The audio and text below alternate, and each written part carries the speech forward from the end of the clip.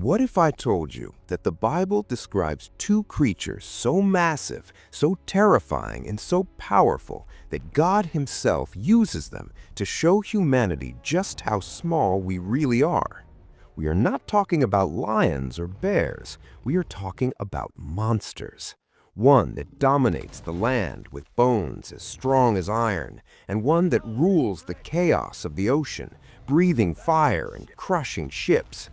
For centuries, scholars, scientists, and skeptics have argued over what these beasts actually were. Were they dinosaurs walking among men? Were they mythological dragons? Or were they something else entirely, ancient creatures that have since vanished from the earth? Today, we are diving deep into the book of Job to uncover the truth about the Behemoth and the Leviathan, the two monsters that God created that no human could ever tame. And make sure you stay until the second half, because while the first beast is terrifying, the second one is described as the king over all the children of pride, and the description of what comes out of its mouth is absolutely chilling. To understand these creatures, we have to go to the oldest book in the Bible, the book of Job. Job has lost everything: his wealth, his children, his health. He is sitting in the dust, covered in sores, questioning God. He wants answers. He wants to know why. He is asking God for a trial, demanding to understand the justice of the Almighty.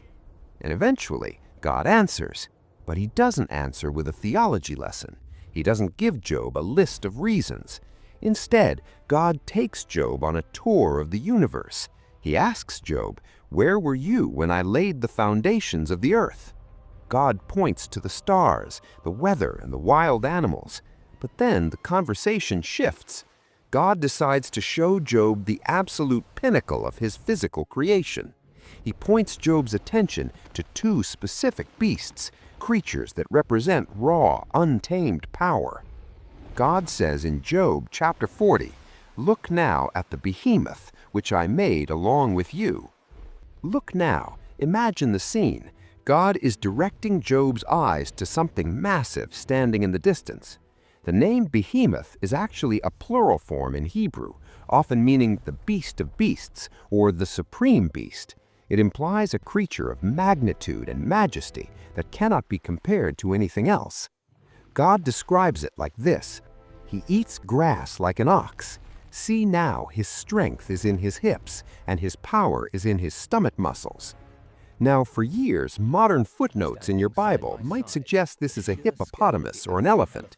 And sure, those are strong animals. But listen closely to the next verse, because this is where the mystery deepens. God says He moves His tail like a cedar. Have you ever seen the tail of a hippo? It's a tiny flopping piece of skin. Have you seen the tail of an elephant? It's a thin rope. But a cedar tree? The cedars of Lebanon were massive, towering, thick trunks. God says this creature has a tail that sways like a giant tree. This description has led many to wonder, was God describing a sauropod, a dinosaur like the Brachiosaurus? The description continues. His bones are like beams of bronze, his ribs like bars of iron. This creature is built like a tank. It's an impenetrable fortress of muscle and bone. God calls him the first of the ways of God. This implies that the behemoth was a masterpiece of creation, perhaps the largest land animal ever to walk the earth. And here's the scary part. God says, only He who made him can bring near His sword.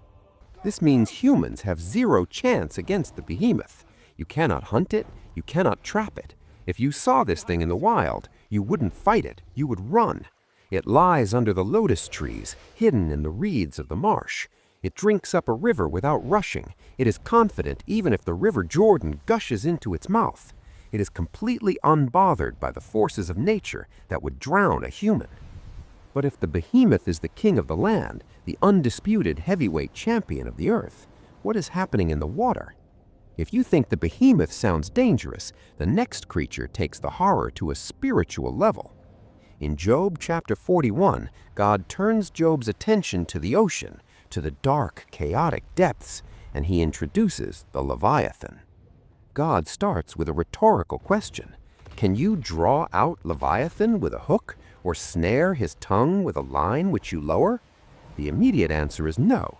This isn't a fish you catch on a Sunday afternoon. This is a monster that eats fishermen for a snack. God mocks the idea of trying to tame it. He asks, will he make a covenant with you? Will you take him as a servant forever? Will you play with him as with a bird? This is a creature that cannot be domesticated. And the physical description is terrifying. God says, who can open the doors of his face? His teeth are terrible all around. His rows of scales are his pride, shut up tightly as with a seal. One is so near another that air can come between them. Think about that armor. Scales so tight that even air can get through. Spears bounce off him. Arrows cannot pierce him. Swords shatter against his skin. He treats iron like straw and bronze like rotten wood.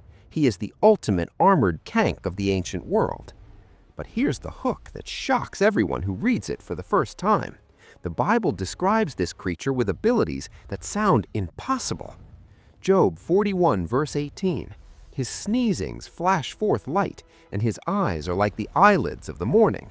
Out of his mouth go burning lights, sparks of fire shoot out. Smoke goes out of his nostrils as from a boiling pot and burning rushes. His breath kindles coals, and a flame goes out of his mouth. Did you catch that? Smoke? Fire? Burning coals? For centuries, people have tried to say this is a crocodile. And while crocodiles are scary, they do not breathe fire. They do not have smoke rolling out of their nostrils. The Bible is describing something closer to what we would call a dragon, a marine reptile of immense power that possessed some form of biological combustion, or perhaps a supernatural terror that we simply have no reference for today. God says that when he raises himself up, even the mighty are afraid. When he swims, he leaves a wake of white foam behind him, making the deep look like gray hair. He churns the ocean like a boiling pot of ointment. So why? Why did God spend almost 2 full chapters describing a super hippo and a fire-breathing dragon to a man who was suffering? Job was questioning God's management of the world. Job felt that he could judge God, and God uses these monsters to put Job in his place. The logic is simple and humbling. God is essentially saying, Job, look at these monsters. You cannot control them. You cannot fight them. If you saw this thing in the wild, you wouldn't fight it, you would run. It lies under the lotus trees, hidden in the reeds of the marsh. I created them. I feed them. I control them. If you cannot even stand before one of my creatures, how do you dare to stand in judgment of the Creator? These monsters exist to show us the gap between us and God. They represent the chaotic, dangerous, wild elements of our world that we cannot tame. We like to think we are in control. We have technology, cities, and science, but the Behemoth and Leviathan remind us that there are forces in this universe that would crush us in a second if God did not hold them back. The Leviathan, in particular, becomes a symbol throughout the rest of the Bible for evil and chaos. In the Psalms and in Isaiah, God is prophesied to one day punish Leviathan, the fleeing serpent, that twisted serpent. It represents the ultimate enemy. And just as God is the only one who can tame the physical Leviathan in Job, he is the only one who can defeat the spiritual enemy it represents. The story of the Behemoth and the Leviathan isn't just a cryptozoology lesson. It's a reality check. It's a reminder that the world is wilder, stranger, and more dangerous than we often realize. And it's a reminder that the God who created the dinosaur-like Behemoth and the fire-breathing Leviathan is the same God who watches over you. If he can handle the monsters of the deep, he can handle the problems in your life. What do you think these creatures were? Do you believe the Behemoth was a dinosaur that survived the flood? Do you believe Leviathan was a real fire-breathing dragon? Let me know your theories in the comments below. I read every single one. If you enjoyed this deep dive into the strange side of the Bible, make sure to hit that like button and subscribe to Pit to Palace Stories. We have so many more mysteries to uncover. Until next time, stay curious and stay faithful.